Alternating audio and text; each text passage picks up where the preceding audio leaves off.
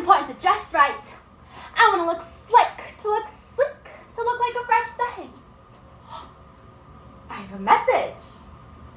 I'm the message. Study me, baby, because in 10 minutes, I'm out of here. But what are the issues which we would kill? I like to ask my students this on their first day of class. I assign novels where the hero or heroine kills or is killed. I try to bring it home. They tell me they'd kill to protect their family, and they'd kill to protect their friends. I ask them if they'd kill for their country, for their freedom. What would it take? I'd kill for a pair of Prada velvet platforms and deep plum. Those are to die for. Simone, I didn't know what she was doing in my class. Neither did she, apparently. Nice segue, Simone. Are we willing to die for the same issues for which we would kill? An unruly student and her exasperated teacher come together in this two-person play filled with regrets and foreshadowing. Teaching her class the nuances of the dark novel Anna Karenina, psychiatrist-turned-teacher Dr. Ruth has no idea what an impact the novel will have on her student Simone, who doesn't seem to have read a single word of it. Stuck in a 10-minute replay of the situation she could have changed, Dr. Ruth cannot bring herself to erase the moment where she could have stopped Simone from following the novel's protagonist to the same fate of suicide. Written by Neena Beber. Misreadings. I wanted her to participate. She always sat in the back, never spoke, wore too much lipstick and some costume, showed what? Vogue. When she did speak, it was always disruptive. I'd die for love, but there ain't no Romeos, not that I've seen. I'd die for my daddy, but he's already dead. And I'd die of boredom if it were lethal, but by example of this class, I guess it isn't. If I couldn't inspire her, I wanted her gone. I asked her to come to my office hours. I asked her several times. She never did come see me, not until the day before the final exam. She wanted me to give her a passing grade. How can I do that, Simone? You haven't read any of the material. Have you read any of the material? I don't find it relevant. If you haven't read it, how would you know? You might find yourself surprised Anna Karenina is wonderful. The books you assign, they're depressing. And I don't want to be depressed. Why read stuff that brings you down? Jesus Christ, I started it, okay? That author was messed up. So you were moved, at least. We have to shut the book and find something more interesting to do. Somebody must be paying for this education of yours. I imagine that they expect a certain return for their money. How do you know I'm not the one paying for it? I refuse to believe that someone spending their own money would waste it so flagrantly. Fine, Daddy chips in. Would this be the same father that you said was dead? That was a joke or a line. Take your pick. And besides, it's not a total waste, you know. I enjoy the socialization.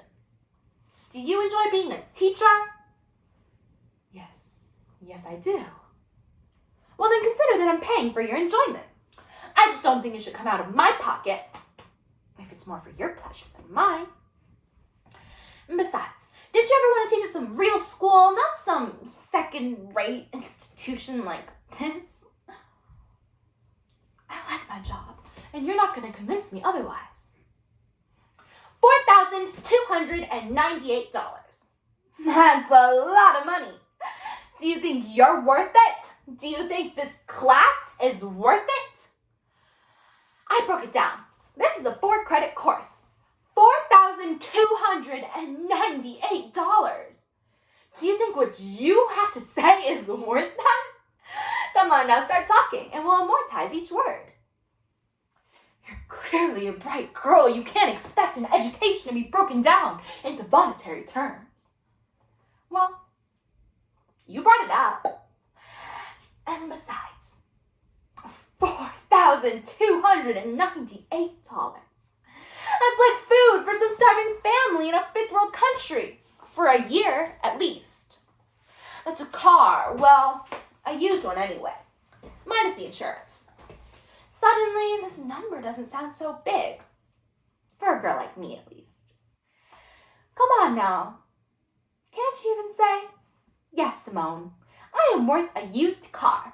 I have that to offer you. I can't say that, no, but the money, it doesn't go into my pocket. I think it should. That way you feel more responsibility. To me, personally. Don't you think, Dr. Ruth? I'd rather you not call me that. But your name is Ruth, and you have a PhD, don't you? Wrong kind of doctor, man. All you're interested in is a bunch of books written 100 years ago. And books written about those books. You're probably writing a book written about a book written about a book right now. Am I right? If you can't see the connection between books and life, you clearly aren't reading very well. This is pointless. The final exam, it's at 9 o'clock tomorrow morning. If you've read the material, any of the material, I might be able to give you a passing grade. But as of right now, I don't think we need to waste any more of each other's time. You said that I go shopping the same way that you read books. I could have told you that, Dr. Ruth. Yes, well, I suspect that we don't think very much alike. Well, between our souls, I'm sorry if I've been rude. I'm sure a lot of people like your class. Maybe I wasn't raised well. I'm sure somebody's to blame. The next day, she showed up at 9 o'clock exactly. I felt a certain pride that I'd somehow managed to reach her, that she was finally going to make a real effort. But she turned in her final exam after a matter of minutes. I was rather disgusted. I let it sit there until a pile had formed on top of it, of the scrawling down to the last-minute thoughts of my other more eager, or at least more dutiful students. Later, I began to read them through in the order that they were stacked. I wasn't looking forward to reading Simone's. And answering my final essay question about how the novel Anna Karenina leads inevitably towards the main character's death, my students were for the most part thorough and precise. They cited the hidden cues and broader social context that led to Anna throwing herself in front of the train. I was satisfied. I had taught well this semester. My students, they had learned. But Simone, she had written one line on the first page. All happy people resemble one another, but each unhappy person is unhappy in their own way. So I guess she had read Anna Karenina.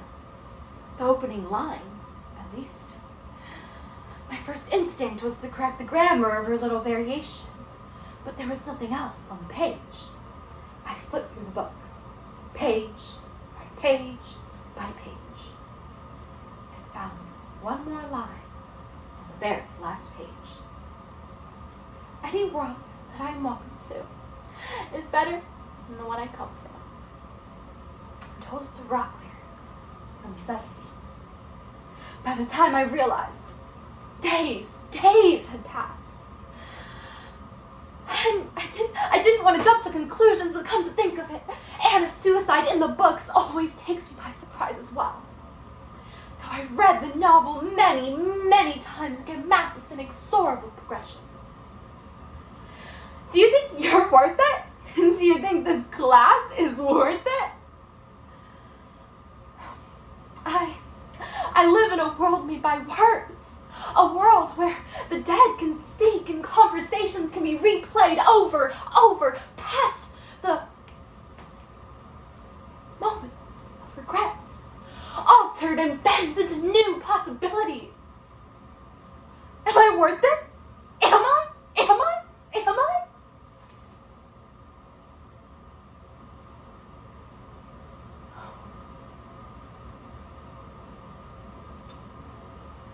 there, where death is as impermanent as an anesthesia, and a moment of obliteration is only a blackout.